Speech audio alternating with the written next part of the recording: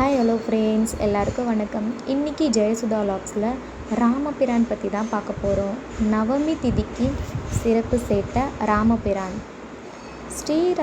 ஸ்ரீராம நவமி என்றாலே ராமனை பற்றி பேசாமல் இருக்க முடியாது. ராமாயணம் என்பது மிகப்பெரிய காவியம்.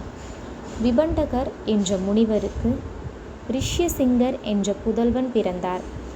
தசரத மகாராஜரை அவரை அழைத்து வந்து நாடு செழிக்க யாகம் செய்ய நினைத்தார். ஒரு வசந்த காலத்தில் அஸ்வமேத யாகத்தை ஆரம்பித்தார்.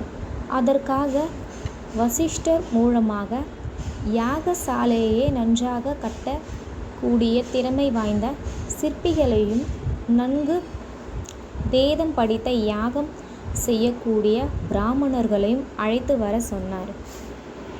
வசிஷ்டரும் தசரத மன்னன் சொன்னபடியே அனைத்து ஏற்பாடுகளையும் செய்தார்.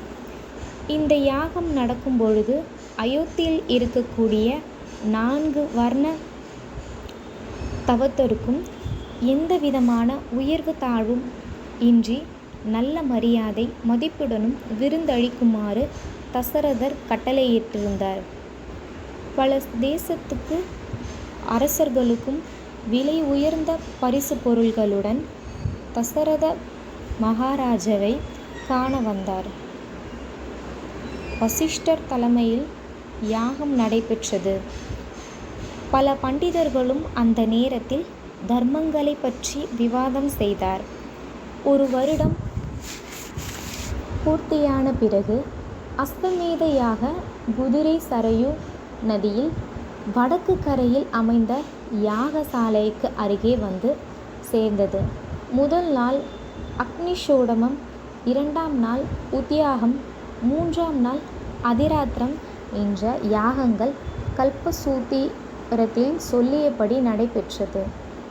அஸ்வமேத யாகம் நிறைவடைந்ததும் ரிஷ்யசிங்கரை அணுகிய தசரத மன்னன், நான் வெகு காலமாக புத்திர பாக்கியமின்றி தவிக்கின்றேன். எங்கள் குலம் தலைக்க அதற்குரிய யாகத்தை செய்து கொடுங்கள் என்றார். ரிஷ்யசிங்கர் அதர்வண தேவத்தில் சொல்லப்பட்ட இரகசியமான இஷ்டி என்ற யாகத்தை செய்து பின் முறைப்படி புத்திர காமோஷ்டி யாகத்தையும் செய்தார். அந்த வேளையில் 30 முக்கொடி தேவர்களும் மகாவிஷ்ணுவை துதி செய்து பூலோகத்தில் தர்மம் தழைக்க வேண்டும் என வேண்டிக் கொண்டார். மகாவிஷ்ணு அவர்களிடம், நான் 11,000 வருஷம் இந்த பூமியில் பிறந்து நாட்டையே ஆளப்போகிறேன் என கூறி தன்னை 4 பாகமாக மாற்றி புத்திரகாமோஷ்டி யாகம் செய்யும் யாகசாலை வந்து சேர்ந்தார்.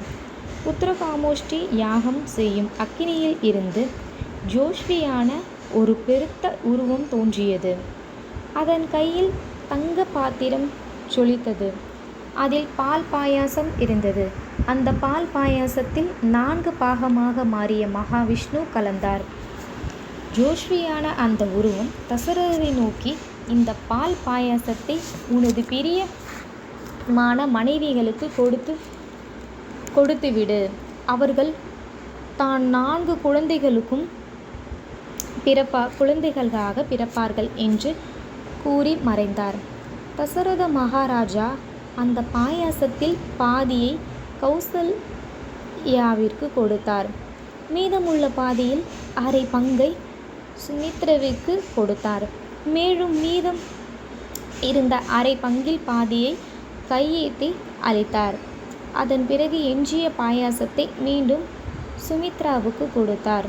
பாயாசத்தில் பாதியை அருந்திய கௌசல்யாவுக்கு சித்திரை மாதம் வளர்பிறை புனர்பூச நட்சத்திர கடகராசியில் கடக லக்கணத்தில் நவம திதியில் ராமபிரான் பிறந்தார். கையேயிக்கு பூச நட்சத்திரம் கடகராசி மீன லக்கணத்தில் பரதன் பிறந்தார். 2 முறை பாயாசம் அருந்திய சுமித்ராவுக்கு ஆயுள்ய நட்சத்திரம் கடக ராசி கடக லக்கணத்தில் லட்சுமணனும் சத்ருகனும் பிறந்தார்.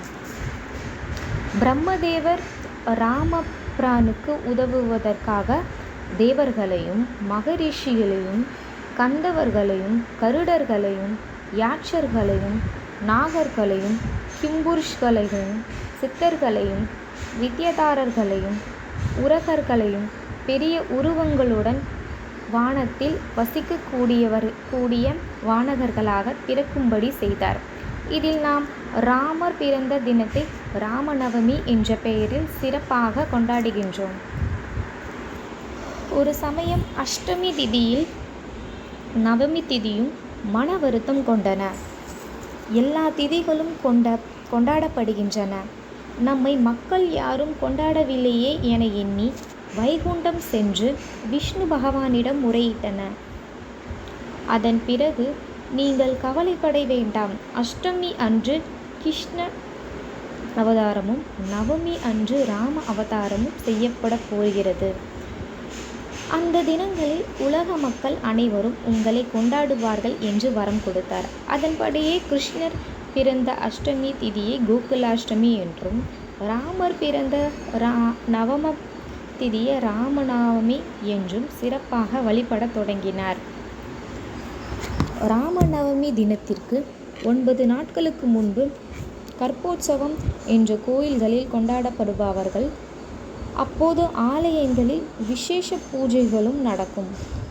ராவணன், கரன், துஷணன், திரிசூரன், மாரிசன், சுபுகு, தாடகை, விரதன், கபந்தன் போன்ற ராட்சசர்களை அழிக்க ராமனான விஷ்ணு பகவான் அவதரித்து போவதாக அறிந்து கொண்ட முனிவர்கள் ராமன் பிறப்பதற்கு முன்பிருந்தே காப்போஸ்தர்களை போராடி கொண்டு செல்வார்கள். அதேபோல் ராமன் பிரான் பிறந்ததில் இருந்து வரக்கூடிய 9 நாட்களையும் ஜனனோன்யம் என்றும் சொல்லப்படுகிறது.